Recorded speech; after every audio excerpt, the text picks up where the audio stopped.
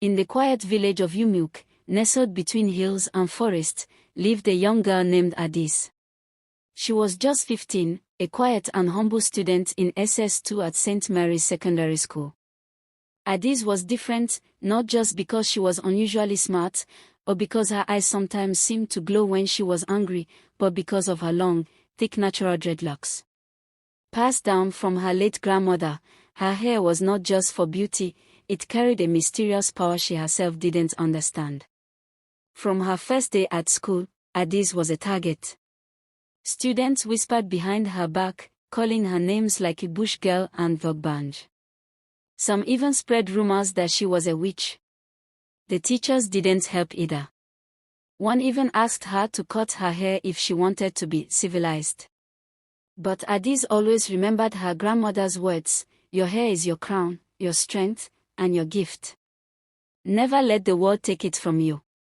The worst of her tormentors was a girl named Chioma, the most popular girl in school. Chioma came from a rich home and always had girls following her around like shadows. Together with her crew, Ngozi, Ifeoma, and Amoka, they made Adaeze's life miserable. They would pull her hair, pour water on her seat, and even write "witch" on her locker. Yet Adaeze never retaliated. She kept her pain to herself, crying into her pillow every night. But what nobody knew was that Adaeze had dreams, strange dreams. In them, her grandmother would appear, standing in a forest of fireflies, whispering secrets about her powers. She would say, "There's a time to endure and a time to rise." Each time Adaeze woke up with her dreadlocks glowing faintly and her palms warm, as if holding energy. She still didn't understand what it meant until the day they went too far. It was Inter-House Sports Day. While other students were celebrating, Chioma and her gang cornered Adaeze behind the school hall. They had planned it.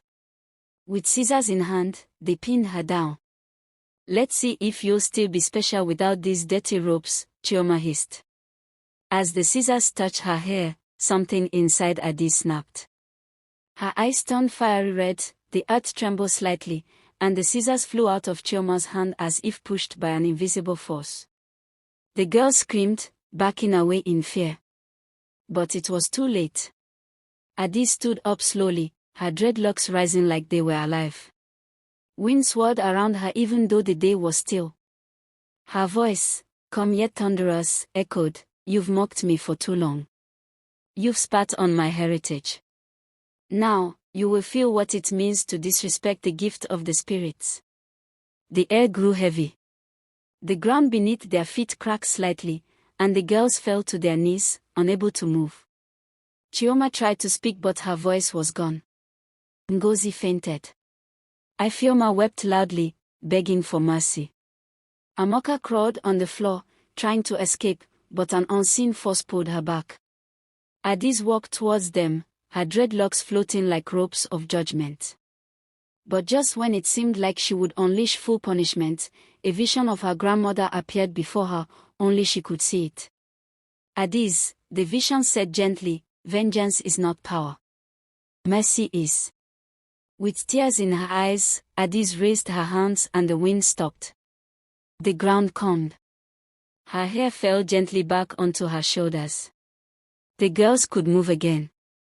They ran, terrified, never looking back. The story spread like wildfire. By the next morning, students were afraid to even look her in the eye.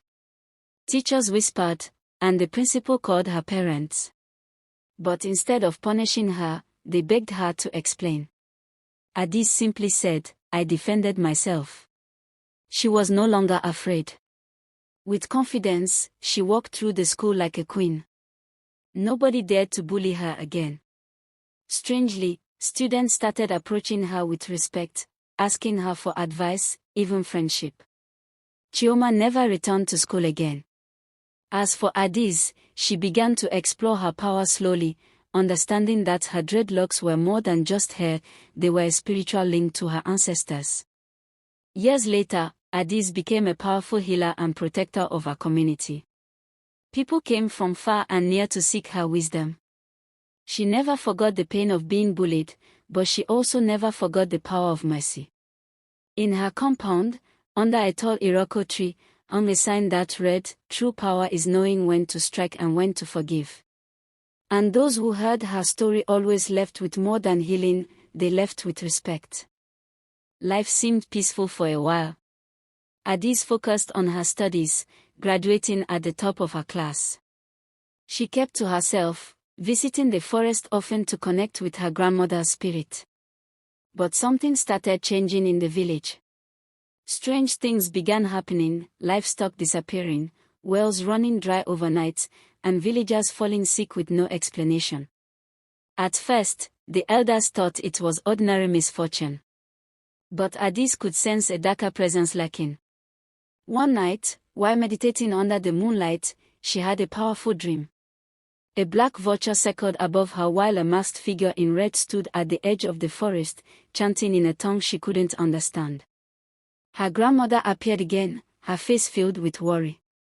"The balance has been broken," she whispered. "There's one who wishes to use forbidden powers, and you are the only one who can stop him." Adaeze woke up sweating, her dreadlocks tangled with leaves, as if the forest had truly spoken to her. She began to investigate quietly. After weeks of spiritual searching, she discovered that the trouble began when a new herbalist came to Umilk, a tall, charming man called Dibia Okonkwo. He claimed to be a healer, but Adaeze noticed that wherever he visited, misfortune followed. She tried to warn the elders, but they dismissed her. "You are still a child, Adaeze. This man is wise and gifted." They didn't know that Okonkwo had tapped into forbidden ancestral powers to grow his influence. Adaeze needed guidance. She returned to the sacred cave deep within the forest, the place her grandmother once told her never to enter unless in great danger. As she stepped inside, she felt her body vibrate. In the center of the cave, a pool of glowing water reflected her face, only her reflection had markings she didn't have. Suddenly, a deep voice filled the space. "Are you ready to bear the weight of your gift?" Without hesitation, she nodded. The water rose from the pool, wrapping around her like a robe. Her dreadlocks lifted into the air, glowing with light. Visions rushed into her mind, images of past years, powerful women who had carried the same gift. When she opened her eyes, she felt renewed. The forest whispered around her, birds paused in flight, and even the trees seemed to bow. Adaeze was no longer a girl, she had fully awakened to her calling. The confrontation was inevitable. One evening, as the sun began to set, Dibia Okonkwo gathered villagers for a ritual. He promised to bring rain and restore the dying crops. Adaeze arrived in silence, standing at the back of the crowd. Her eyes met Okonkwo's, and he froze. He could feel her power. "This land does not belong to darkness," she said, stepping forward. "You brought curses masked as blessings. You must leave." Okonkwo laughed darkly, lifting his staff. Black smoke rose from the ground, and his eyes turned red. "You are just a child with hair and dreams," he spat. But Adaeze stood her ground. She stretched her hands, and the earth responded. Wind howled, trees bent, and her dreadlocks lifted like they had a life of their own. A beam of light shot from her palm, breaking Okonkwo's staff. The black smoke vanished, and a loud cry erupted from his chest. The villagers screamed and scattered. Okonkwo tried to run, but the ground beneath him split open. From within, ghostly hands reached out, pulling him into the earth. His cries echoed for a moment, then silence. The clouds parted, and for the first time in weeks, the sky turned blue. Rain began to fall gently, as if the heavens were pleased. The villagers returned slowly, falling to their knees before Adaeze. Chief Okafor, the village elder, approached her with trembling hands. "Forgive us, Adaeze. We did not know who you were." She raised him gently. "It is not about me," she said softly. "It's about protecting our land, our truth, and the old ways." From that day, Adaeze was no longer seen as strange. She became a guardian of Umilk, a young woman of wisdom, strength, and mercy. Even the animals seemed to respect her presence. But Adaeze knew the journey was just beginning.